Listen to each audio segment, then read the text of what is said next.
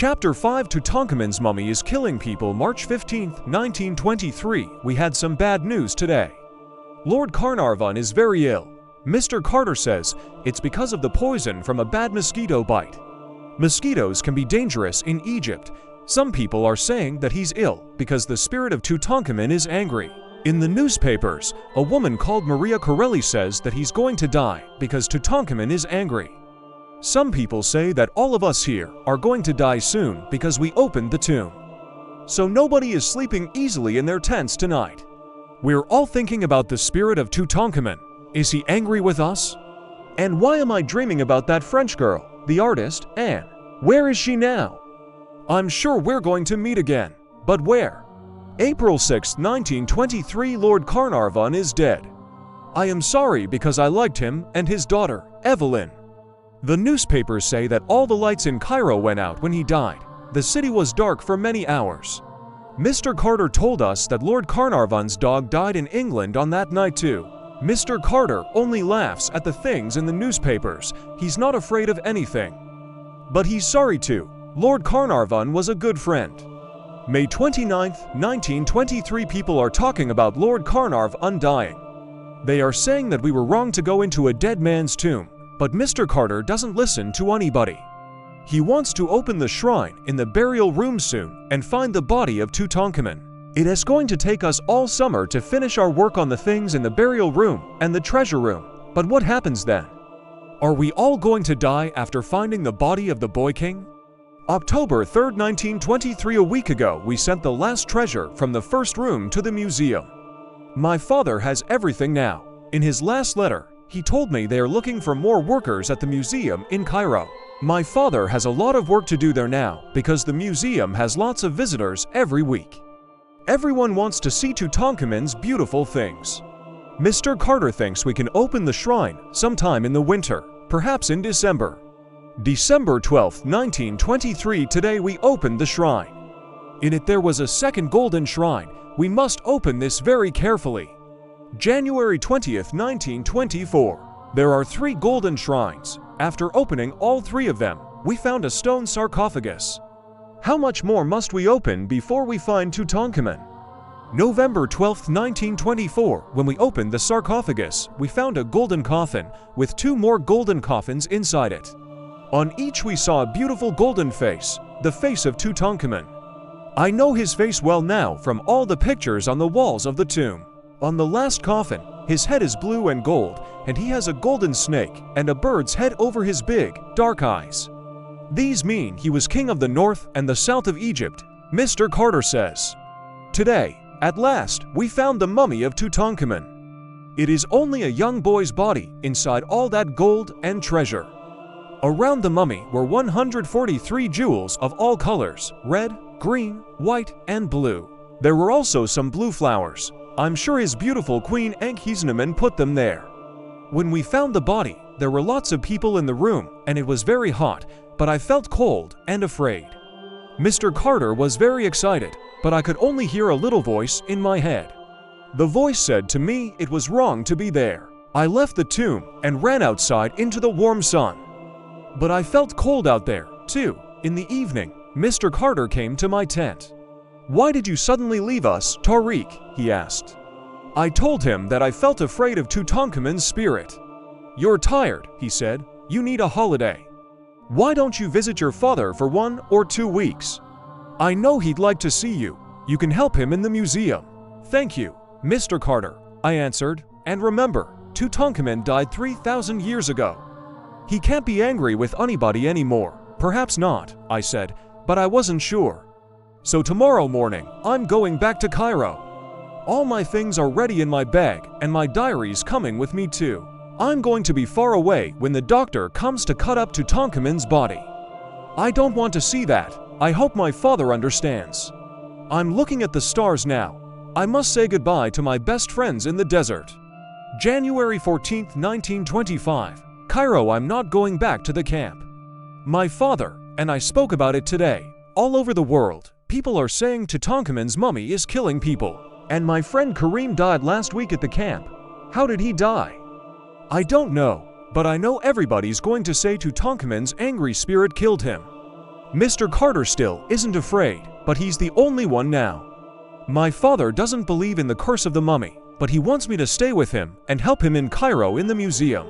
Last week, Mr. Carter found more coffins and the mummies of 2 little children. He thinks they are Tutankhamun's children. They died before they were born. I feel sorry for the boy king and his beautiful young queen. We're going to look after all his things very carefully here in Cairo. Then perhaps he isn't going to get angry with me or my father.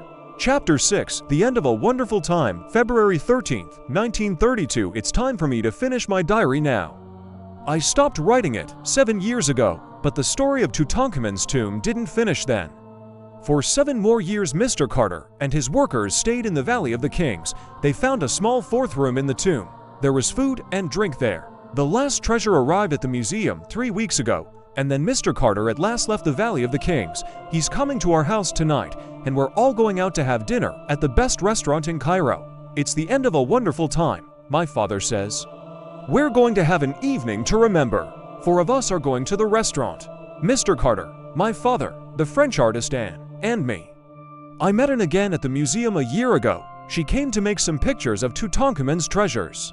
When she arrived at the museum, I remembered her at once and she remembered me, so it was easy to begin to talk. And what happened to your old teacher, Mr. Ayrton? I asked soon after we met. Oh, him, said Anne, and she laughed. What a bad man he was. What do you mean? I asked. He wasn't a good teacher. He was a tomb thief, only interested in getting ancient Egyptian treasures. I looked at the Egyptian eye bracelet on her arm. Anne's eyes met my eyes. Yes, he liked beautiful things, and in the end, I think I was only one more beautiful thing for him to look at. So I left him. I'm much happier now. I feel free without Mr. Ayrton, without his eyes watching me all the time. And I worked in one of my father's offices at the museum for some weeks, and in that time we talked about many things often about Tutankhamun. Anne feels the boy king is her friend, and I feel I understand him very well, too. My father likes Anne. He says she's a very good artist, and she loves Egypt, the ancient country, and the new country, too. She says she would like to live here always. Would she like to marry an Egyptian man? I'm not sure. But I think I'm going to ask her one day soon. A taxi is stopping outside our door. It's Anne and Mr. Carter. I must go downstairs and meet them. February 14th, 1932. We all had a wonderful time last night. The food and wine were very good, and everybody talked and laughed a lot in the restaurant. Mr. Carter looks very happy and not much older than 7 years ago.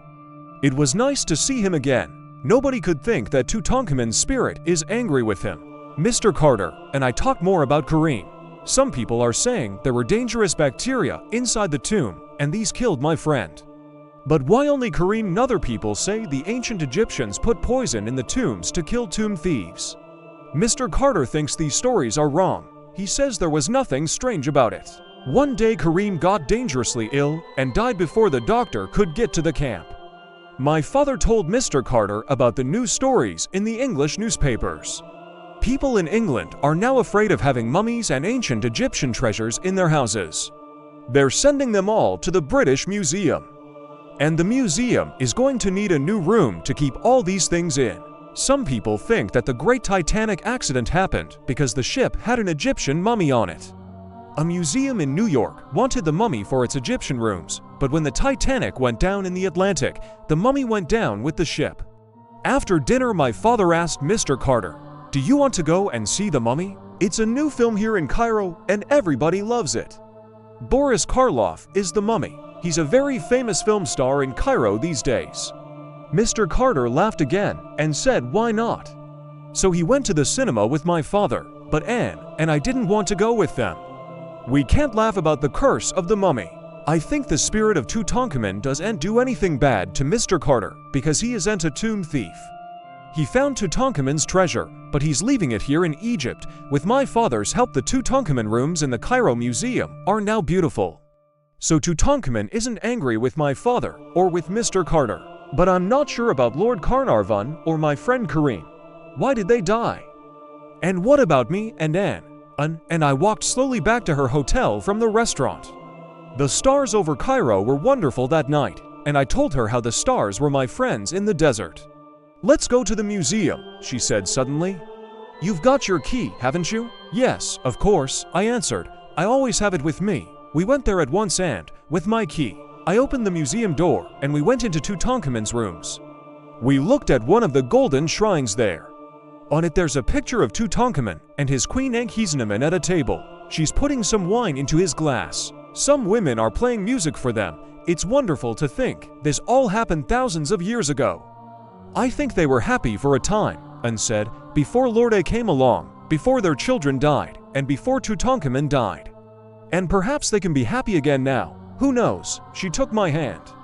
"I want to leave my bracelet here, Tariq," she said, "for Tutankhamun and Ankhesenamun. I don't need it now, you see, now I have you. So I can close the door on Mr. Ayrton and on Lord A." She took the Egyptian eye bracelet from her arm and put it down in front of the golden shrine.